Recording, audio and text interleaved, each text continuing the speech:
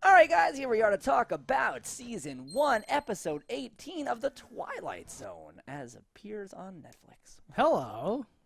I like this episode a lot. I liked this episode some. What didn't you like Holy about shit. this episode? I liked everything, but like this I think suffers from like it being 2017 and me knowing exactly what's going to happen. Oh, the minute well, he yeah. says It anything or was, whatever. not that many, if any, Twilight Zones have been like, that ending, though, what a shock. Mm-hmm. The only one that was actually shocked was that last one. That's stupid because it was so bad. I was like, I couldn't see that twist coming because it wasn't a twist. But no, this, I was like, all right. No, this was cool. This had a lot of the elements of like this type of thing is done in things. Yeah. Like every long-running like action-y episode show of like an adventure has a thing like this. time travel. Yeah, there's always something like Turns this. out you were the person that was back in time doing this So, thing or you know, you've seen the episode, obviously, people, but the premise of this episode was a man is flying in his World War I plane, and he ends up landing in modern day for them, so like the 50s, and has to get back in order to make sure that the person who's coming to visit actually comes to visit so he can save them because he was meant to be there, and he dies so that that guy can live. Yeah. No, and like I said, I like all that. I like when the Twilight Zone. So this is like a different type of episode, I guess is what I'm trying to say. Like, I like when the Twilight Zone has like a mindfuck thing and or like teaching you a lesson thing or something like that. And here you could say, well, he learned to be like brave because he guessed that the cloud would take him back, and he guessed that he was supposed to be there, and he guessed that even though he wasn't there yet, that history hadn't caught up to it, and they still knew about this guy in the present day and all this other weird shit. Where I'm like, okay. And again, that's what I mean by this suffers from it being 2017 because there's a lot of movies and shows where they've taken more of like time travel. Like, okay, let's sit down with this book and figure out, okay, so he wouldn't remember, but they were in the time machine, so they would remember. Like they did all this, you know. Whereas this is just a very flat, like, wait a minute, maybe I am supposed to be back there, and he just like fucking go. I'm like, wait, what? Well, maybe you're not. The reason I what? was okay with it not being a weird thing that they wouldn't remember anymore was because in that original time he did that too, and like still left that time, came back. So like all the time still works for me. I wasn't like it wasn't a Terminator scenario where I was like, wait a minute, what? You showed him a picture of that, and that's why what? No, all the time stuff worked for me in this. I liked it because I'm not saying it as like a mistake. I'm saying it wasn't like, just a guy trying to get back to like his time. Yeah. I like how he placed it. He's like, no, he took out 3 bombers. He goes, if I'm not there to save him, he might take out those bombers. We like, you know, and like the whole flash of like, not only will he just save a lot of lives because he's taking out a bomb that was going to kill the people, but we might have lost the war. All this future that looks so cool to him might not even exist. No, and they even dropped that like McKay. Am I saying that right? McKay. Was like a hero in like the Second World War or something like that. So he's even done good stuff since then. So saving him is like an obvious whatever. Sure. I would have liked it a little better, I guess, too, if like he would have known that he would have died or something. I don't see how they could have done that. Like given the perspective from which the events take place, a lot of the cool stuff's impossible because you never like see them flying planes. You never see what's happening outside of the stuff. How could you? Yeah. Well, if they showed that. Oh, they don't have the money for that. That's what I mean. So like, I can't be like, I'm not actually being the ends of hallways. They can't be showing us an aerial fight. I'm not actually being critical of like they should have done different stuff or whatever. It's just like so like this I view as like this is a great like you've heard of like writing prompts or whatever. Sure. This is a great like as a kid you would have watched this and then grown up to make the time travel movie that I just saw in 2004 or whatever, right? Like this is like the kind of stuff that gets people's brains going of like, oh shit, but if he hadn't have gone back, that guy would have died. And then and like all that interesting time travel. It's like plants the seed and does like a good little job of this whole like thing. It was pretty interesting. Like the only thing I thought was really like I hate when weird dialogue happens. Like when that like corporal whatever he is goes like, "All right, old Iron Bottom" or whatever he says to him. I'm like, you wouldn't say that. You're only saying that now because you needed a little something. We've already been convinced that was the actual guy. We don't need you to cement that with some other bullshit. So I remember that too, where I'm like, so you have a manila envelope. I assume it's manila. It's black and white. But you have like a fucking envelope full of all the guy's shit. Yeah. And you're like, well, I got it on eBay. It's like, what are you talking about? This is fucking concrete proof. But I also know some shit that I probably shouldn't. And you're like, what? Like, yes, that's crazy to me. Because what could have been fine is when they're like, do you know him? Know him? Blah, blah, we were good friends. None of this. It's like, yeah, saved my life. Blah, blah, blah. Something or other. You know, like, he used to always rib me because I got shot in the ass. Would call me old lead bottom. I had a lot of respect for him, though. Like, and then you would have had no, something with, like, oh, maybe a man telling a story. Like, so you're saying a lot, like, that should have been the audience's way to know, not the, like, in universe, the guy says, "I'll have a seat there, lead bottom."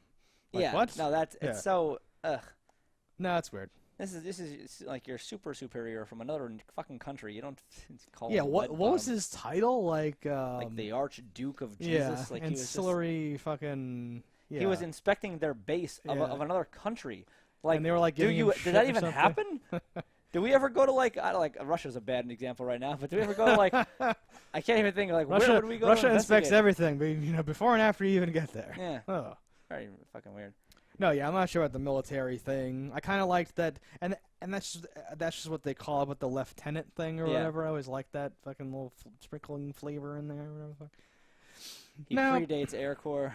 Yeah, and has to say it differently. It's like, what the fuck is wrong with you or whatever. Yeah. I like that. No, yeah.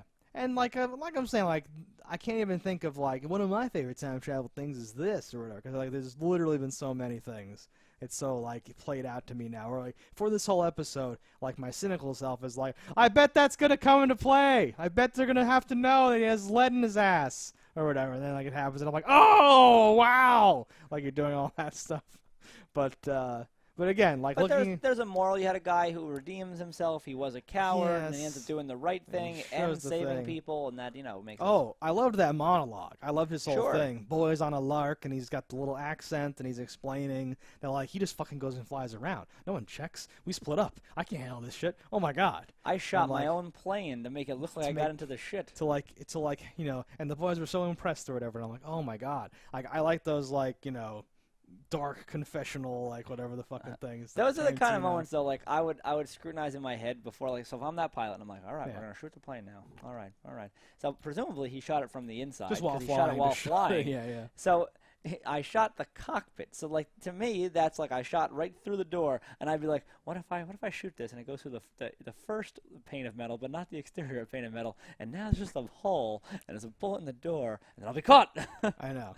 I'll have to fire a second bullet to try to knock it. I'll have to get out real quick and hang out the side. Shoot. Those planes were so shitty and like made of paper or something like that.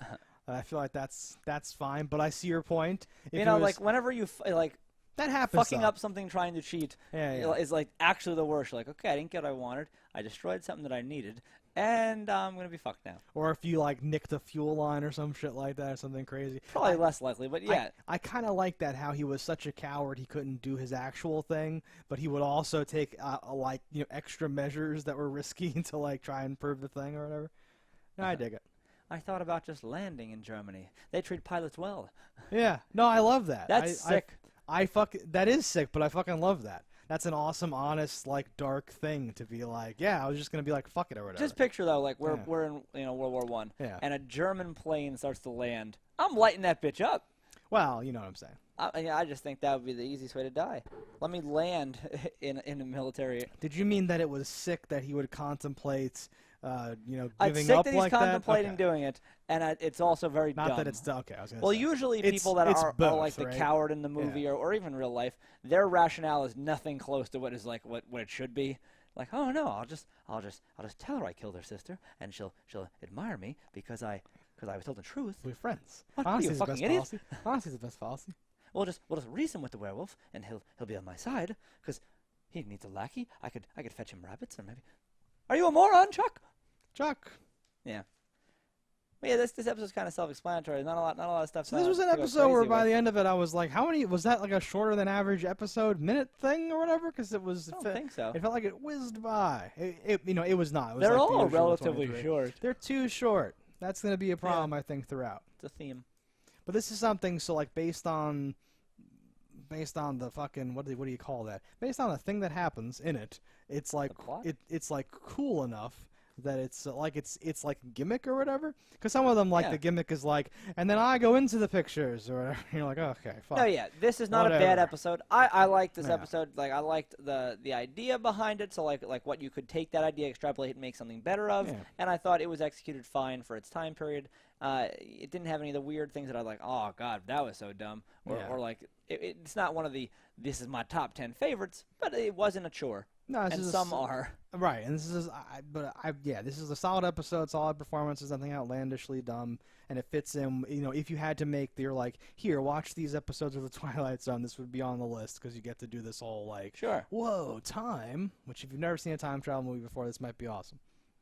Part of me though was hoping that he would hijack that fancy jet plane. Where did I write that? I was like, because that would be a good twist. I wrote that down, but I spelled every word wrong. He saved my life. I was fighting 5 planes at once. He bombed in. He killed 5 people and then crashed. When he was fucking around with everything, yes, that's exactly what I thought was going to happen. Fuck. I wrote down more advanced plane, but advanced looked like admiral, and plane was spelled like the wrong type of plane. Like that's a bagel? Yeah. So that's why I didn't realize, well, you know, like what the fuck I wrote. Yeah, I had that same thought. I want him to be on the tarmac, but then I'm like, how is he gonna know how to fly the jets? Well, that would have been a plot flaw. I know. But it's the same way when we hijack alien spacecrafts in movies and fly. I know. But that would have been like that's the way keeping it the flow, almost the same, right? You just have him go back in this high-powered thing, and then it can totally crash, and there's like no evidence of it or something like that. But it's like he tore through the sky. It was like an angel came from heaven and struck him down. Like it was this amazing thing. Yeah. And he'd be like, "Fucking, I'm awesome," or whatever. Yeah. I totally that would have made it much better for me. Yeah. But I could see why they couldn't do that.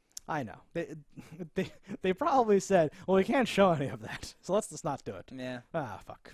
All right, guys, that was this episode of Twilight Zone. Let us know in the comments what you think about it. Don't die in a fire, and we'll see you next time.